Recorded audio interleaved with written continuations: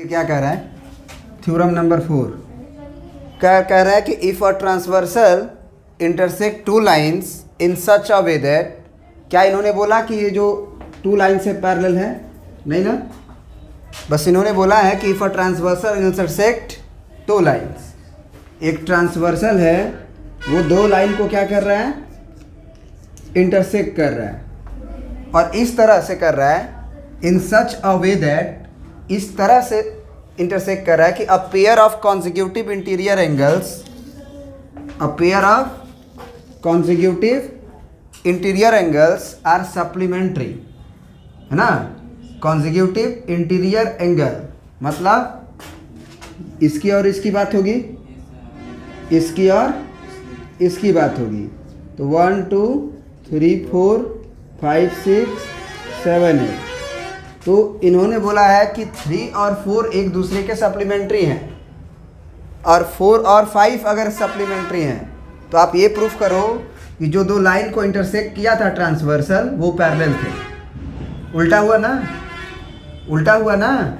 तो इसीलिए converse of theorem 3 जो हम लोग पहले कल थ्योरम पढ़े थे उसमें क्या था कि लाइन L1 और L2 अगर पैरेलल होगा तो क्या होंगे? Supplementary interior angle, sorry consecutive interior angle एक दूसरे के सप्लीमेंट्री होंगे। मतलब 3 और 6 को ऐड करेंगे तो 180 डिग्री होगा। तो अब जो है हमें गिवन पहले ही क्या दे दिया है कि एंगल 3 प्लस एंगल 6 का वैल्यू 180 डिग्री है, एंड साथ ही साथ एंगल 4 प्लस एंगल 5 भी क्या है? 180 डिग्री है। तो 2 प्रूफ क्या है हमारे लिए कि L1 जो होगा वो पैरेलल होगा L2 के। यही है ना? क्यों ऋषभ? ऋषभ यही है ना? तो चलो प्रूफ कर लेते हैं।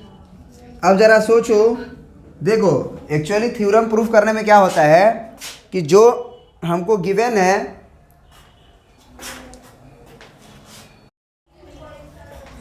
कि सप्लीमेंट्री एंगल है ना ये 3 और 6, मतलब 3 और 6 एक दूसरे को जोड़ेंगे तो क्या आएगा? 180 डिग्री। 4 और 5 को जोड़ेंगे तो क्या आएगा?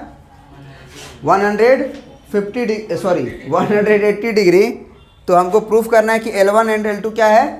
पैरेलल है। तो हम क्या बोल रहे थे कि कोई भी चीज़ जो प्रूफ करना होता है उसको छोड़ के बाकी सब हमको पता होता है।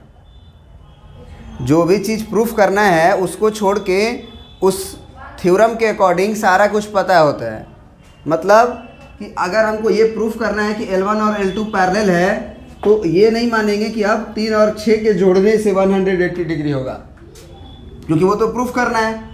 हाँ, जब एक बार प्रूफ कर लेंगे तब ये मान लेंगे कि नहीं 3 और 6 को ऐड करने पे 180 डिग्री आता है तो L1 और L2 पैरेलल होता है ना। लेकिन अभी क्या है हमारे लिए? ये प्रूफ करना है। तो हम क्या करेंगे कि किसी तरह से अपना दिमाग खर्च करेंगे कि 4 और 6 को कैसे इक्वल कर दें, 4 और 6 को कैसे इक्वल कर दें, या 3 और 5 को कैसे इक्वल कर दें। ये भी कर देंगे तो दोनों लाइंस क्या हो जाएंगे? पैरेलल। किस थ्योरी से? कि अल्टरनेट इंटीरियर एंगल बराबर आ गए, और ये हम जानते हैं कि अल्टरनेट इंटीरियर एंगल अगर बराबर आते हैं तो लाइंस पैरेलल होते हैं। तो ये बात अब हमको पता है। क्यों? क्योंकि हमको ये प्रूफ नहीं करना है।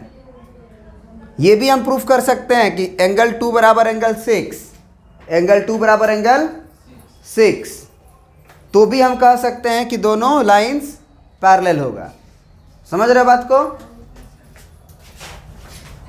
कैसे? सप्लीमेंट्री एंगल बराबर है, चाहे 1 एंगल 5 के इक्वल होगा तो भी हम लोग कह सकते हैं कि नहीं। हाँ, तो क्या बोल रहे थे कि एंगल 1 और 5 को भी अगर बराबर कर दे तो भी हम कहेंगे कि सप्लीमेंट्री एंगल बराबर हो गया। चाहे 4 और 7 को भी बराबर कर दें, वो भी तो एक दूसरे के करस्पॉन्डिंग एंगल हैं। एंगल 3 और एंगल 8 भी करस्पॉन्डिंग है। मतलब कि केवल 3 और 6 को ऐड करने के अलावा, मतलब ऐसा भी तो होता है कि 3 और 6 को ऐड करते हैं तो 180 डिग्री होता है, लेकिन अभी ये चीज़ को हमें क्या करना है, प्रूफ करना है। तो हम ये मान के चलेंगे कि ये नहीं मालूम है कि ऐसा ऐड करने से 180 डिग्री हो जाता है। बस, तो आसान है ना, बहुत आसान है। क्या है आसान, देखो हमें जो गिवन है उसको यूज करो पहले। तो angle 3 plus angle 6 is equal to 180 degree है, और इसमें से कोई एक जो 180 डिग्री बना रहा हो, जैसे 3 और 4, 3 यूज हुआ है, इसमें भी 3 यूज हुआ है, 3 और 4, 3 और 4 को जोड़ेंगे तो 180 डिग्री आएगा, या फिर 2 प्लस 3 को भी जोड़ेंगे तो 180 डिग्री आएगा लीनियर पेयर से। तो कोई भी एक यूज कर लो, कोई भी एक यूज कर लो। 4 और 3 यूज करेंगे, लिखेंगे कि angle 4 plus angle 3 equal to 180 degree. कैसे, तो लीनियर पेयर से, लीनियर पेयर से। तो अब दोनों का RHS अगर बराबर है तो LHS बराबर होगा। तो दिस इम्प्लाई दोनों का RHS बराबर है तो LHS हो जाएगा angle 3 plus angle 6 is equal to angle 4 plus angle 3। Angle 3 से कटेगा तो एंगल 6 एंगल 4 के बराबर आ गया। और हम क्या पाए, फिगर में जाके देखे तो कि एंगल 4 और एंगल 6 एक दूसरे के अल्टरनेट इंटीरियर एंगल थे। तो ये लिख देंगे this is alternate, this is alternate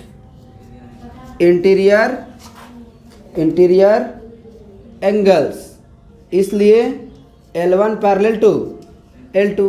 ज़रा सोचो कि इस गिवन के बाद हम ये भी यूज करते हैं कि एंगल 2 प्लस एंगल 3 जो है 180 डिग्री है ना। तो फ्रॉम 1 एंड 3 क्या लिखते हैं,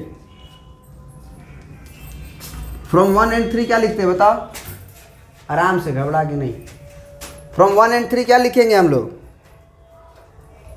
3 प्लस 6 ही 180 है और 2 प्लस 3 ही 180 है। मतलब दोनों का LHS बराबर होगा, RHS बराबर है। तो इसका मतलब कि angle 3 plus angle 6 is equal to angle 2 plus angle 3।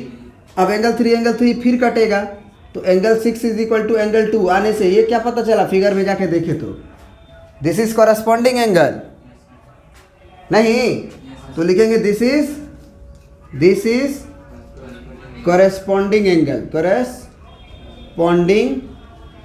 angles. So L1 is parallel to L2 proved। मतलब कहीं से भी उसको कर देना है, कोई दिक्कत आ गया समझ में ना।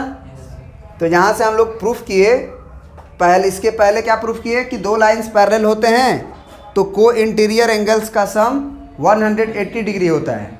अभी क्या प्रूफ किए, उल्टा, कि अगर एक ट्रांसवर्सल लाइन दो लाइन को है ना इंटरसेक्ट कर रहा है, मतलब ट्रांसवर्सल है तो वो इंटरसेक्ट करेगा ही। तो अगर 3 और 6 का एडिशन, को इंटीरियर एंगल का एडिशन अगर 180 डिग्री होगा तो ये बात तय है कि L1 और L2 पैरेलल होगा। यही बात प्रूफ की। क्लियर है, सीधा भी कर दिए उल्टा भी कर दिए।